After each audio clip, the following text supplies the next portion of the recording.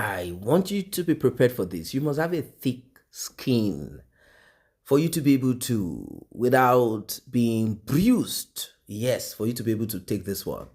Well, ladies and gentlemen, still on justice for Mohbad. Be prepared, like I said, be prepared. There are a lot of things happening. And you should know on this platform, I always want to keep you guys up to speed. Like, what is going on justice for Mohbad? So, some couple of days ago, let's say weeks, let's say thereabout, Wunmi's sister, Karimo, she came out crying profusely. And what she was saying got a lot of people kind of like rattled up, like, wait, hold on a second. It's sort of like kick started this inquisitiveness in people, like, wait, who is the second nurse? Did Karimo arrive Nigeria like earlier than what she said? How come she has not shown proof of when she arrived Nigeria? Ladies and gentlemen, there is more to what the eyes can see. A lot have started tumbling out. You know, the conspiracy, the lies, and one cannot but wonder what made her start crying. Do you guys want to unalive me? If I...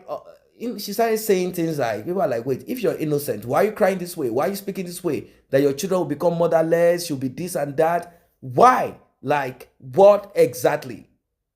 Is it that certain people are privy to the movement of Karimo from the US down to Nigeria with the lies so far?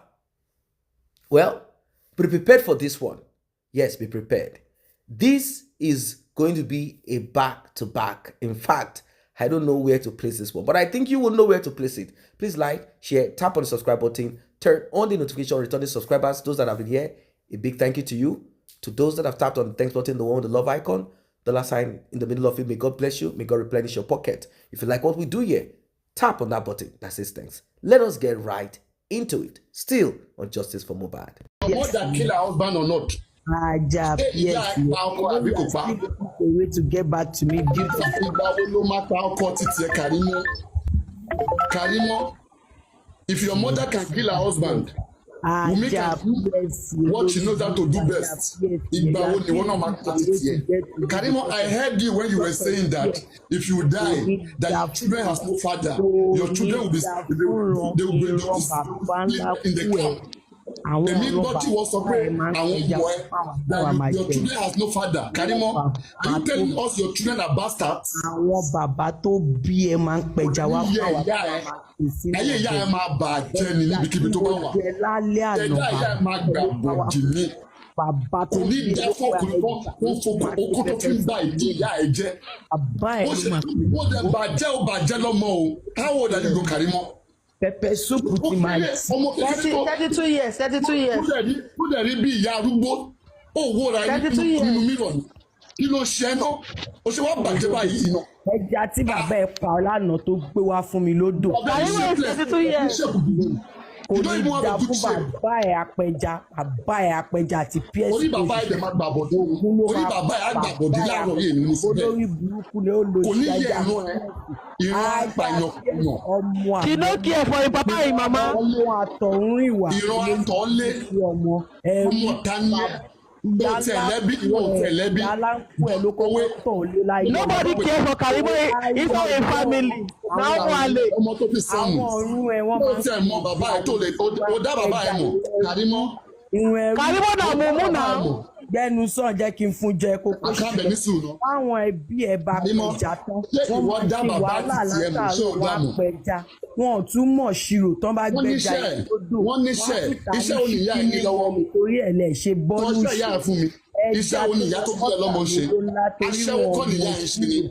Aṣẹ́wó tí ìyá ẹ̀ fi pa bàbá ẹ̀ kọ́. Ẹja olówó láwọn àtúntà fún kí wọn kò ṣáà lè jẹun. Ìyá ẹ̀ ṣe aṣẹ́wó, ìyá ẹ̀ pa ọkọ ẹ̀.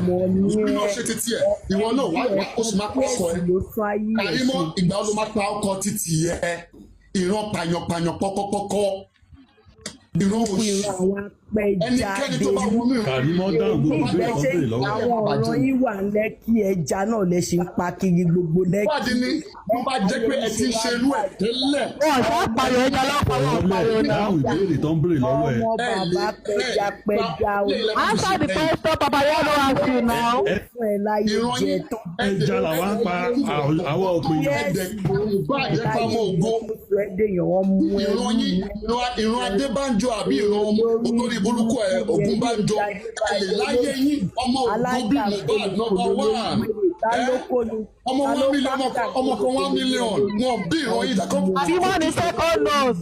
ìran yìí wọn lè produce Mohbad. ìran alágbèlè ó máa ṣàgbé tí wọ́n dẹ̀ di tiktoker tí wọ́n fẹ́ máa pa owó ni wọ́n fẹ́ máa fọkún Mohbad máa pa owó ni kò ní yẹ ìṣẹ̀dá àbọ̀dì aṣẹ́wó aláìbàjẹ́ ọgbọ́n yẹrí náà kọ́tọ̀ sọ̀rọ̀ wọ́n sọ pé bs ló máa pa ẹ́ Karimo àṣòṣì máa mọ̀.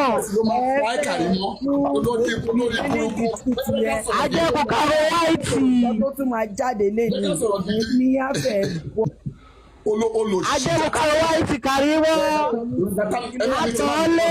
fẹ́ pààyàn àyà ẹni ṣé wàá ti pẹ́ ẹ má mi sẹ́ fílẹ̀ Karimo kí ló dé tí àwọn ẹbí wọ́n ṣe ń ta àwọn ọmọ ọlọ́mọ ní ibi tó wà àbọ̀ sí èrè ni. mo mọ̀ pé kò tí ì dá fún bàbá ẹ̀ àti ẹ̀mọ́ bàbá ẹ̀ àti ẹ̀lẹ́rí. kí la fi mọ ẹbí yín. ìbílẹ̀ the truth yẹn ẹ fẹ́ gbogbo yamayama tẹ̀ ń ṣe lórí ibi. ẹ̀yin tó ti bà ayé yín jẹ́ láti kékeré tó ti fi ń ṣe one night standing tó ti ń dún Papa Yano kí ló dé tó ń bí ẹ why you mad at me Papa Yano. o ṣépè fún ìyá ẹ ni o ṣépè fún olórí burúkú jáde ìyá ìjà tí mo ṣẹ̀ṣẹ̀ bẹ̀rẹ̀ ni. ìyá olórí lórí ìfẹ́jì Karimo wèé lórí ìfẹ́jì Karimo. Papa Yano bá a ṣeré ní Karimo òdi wọn mú àná Papa Yano sínú ní platform kí ló ṣe náà Karimo láyé ẹ mọ kí ṣe ẹgbẹ́ ẹ nínú ayé don't never try it again. kò ní dá fún ìfúnpá ẹ̀ tó pẹja kò ní dá fún píẹ̀sì ẹ̀ ṣàbólóyè ìbùkún ní píẹ̀sì.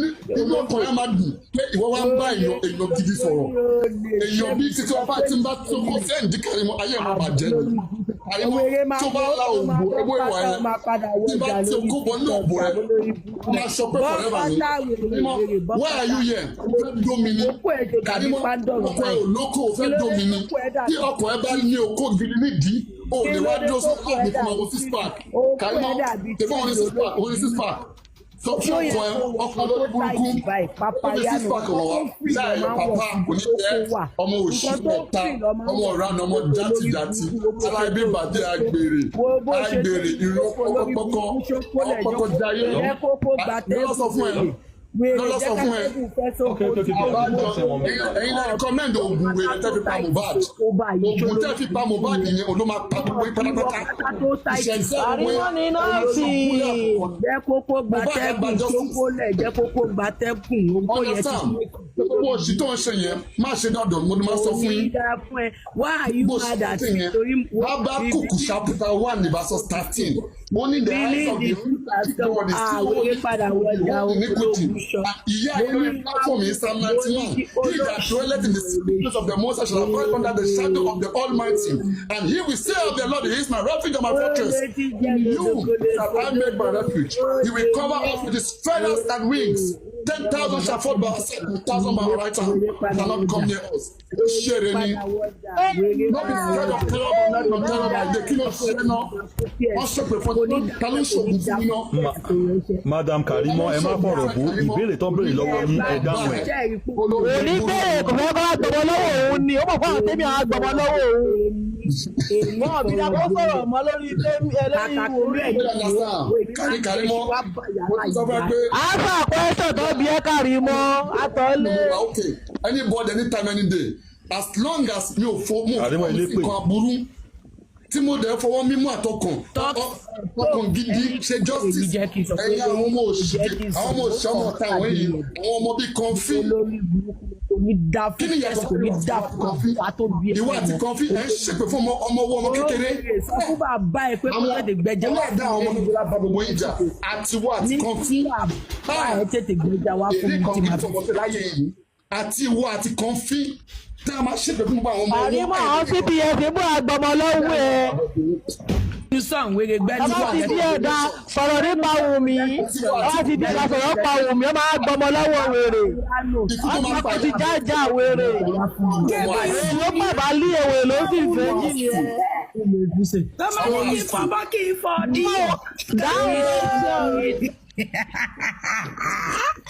Èmi ò fọmọ bíbí Karimo tó máa bẹ̀ mí. aṣòṣì máa mọ Karimo àtọ̀lé. Karimo máa bá aṣọ rẹ̀ Karimo àtọ̀lé. aṣọ mi ló bò. bàbá yìí wà lórí Karimo ṣí pátẹ̀ ká wò ó ti tọ́ lé ó ti tọ́ ara. Karimo, take screenshot my nude. For your mind, you won't get my nude. Ojú ẹ̀ máa fọ́. Bọ́lá gbárí ẹ̀ tó ní revealing the truth. Karimo aṣòṣì máa mọ olóṣì aṣẹ́wó olùlé. Bàbá ẹ̀ àní odò kan wà ní community wọn yẹn tí wọ́n ti fi lélẹ̀ tí tó ti wà prohibited pé wọn ò kí ń pa ẹja ní odò yìí. Wọn kì í pa ẹja ní odò yẹn wọ́n máa ń respect ẹ̀ ni àfojúdi tí Kote Piano tó ń lò ń sìn tẹ́ ń rí tó ń lò tó exhibit ń sìn òun ni bàbá ẹ̀ exhibit ń gbà yẹn pé kò sẹ́ni tó máa mọ òun nothing go ṣẹlẹ̀ ẹ rí bó ṣe ń ṣe pé fún bàbá Mohbad bí bàbá ẹ̀ ṣe ń ṣe nìyẹn rádaràdá yẹn ni àbẹ́ máa ṣe bó ṣe fi ojú di ó fojú di odò ló lọ pa ẹja nínú odò yẹn ayé ńláńlá ló pọnmi sí níkùn ikú yẹn ni bàbá ẹ̀ kú rabaraba yẹn ìyá ẹ̀ gan kò lè mi rò kán ló ọdún kan àbí ọ̀kan rabaraba ọkọ ẹ̀ yẹn ló pa.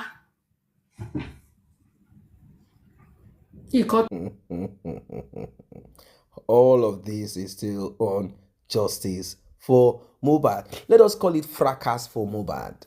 Justice fracas for Mohbad. Now, the reason why some of these things come up is because there are people who have a certain direction that they choose or they wish to take. And the thing is this some of these people are not connected to nothing. They just dedicated themselves to be like this. While some are working consciously and they know what they're doing.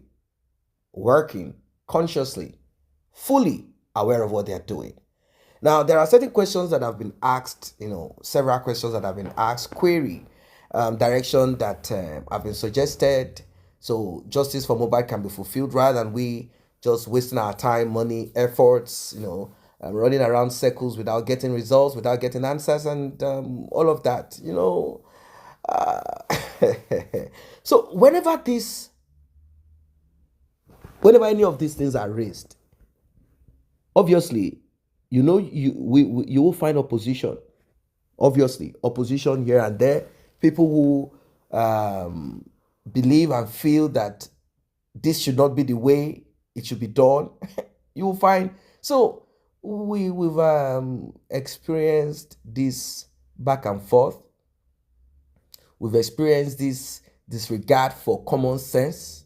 We've experienced some kind of amateur approach to doing things on justice for Mohbad. But one thing that I observed that was so efficient is the use of pity, empathy to ask or to tap into that to ask for donation. That one, so efficient. It was, in fact, the smoothness of it, the collation of money, the organization of it is top notch. It's top notch. So they simply tapped into that empathy that majority had for a boy, a young chap, upcoming music artist that people don't even have any connection to. Music, some people don't even know him. Like, what's he singing? Not until his demise. But any other thing, there was no, in fact, talk about the police, what they did, how they did what, all of that. Talk about those that are even involved directly. It was more about raising funds like, Mohbad's father cannot do this anymore now, so he needs money for this and that. I understand. But what people expected is transparency and truth. Not only about, come and tell us how you spend money. No. I mean, people were expecting that there will be no sacred cow. Not at all. But it got to a point, I guess the man looked inwards and felt, well, you know what? He will give out proverbs like, help me beat my son will never be satisfactory or go down well with the parent, which I understand it is true. But if people are donating money into getting justice, their hard-earned money, time, which is so precious than any other thing, if they are putting all of this into getting justice for your son, then they deserve more. Yeah, they do. They deserve more. They are not going to sit down and begin to attach sentiment, emotional, hula balo or whatever into it. They are going to be really hard on you because your expectation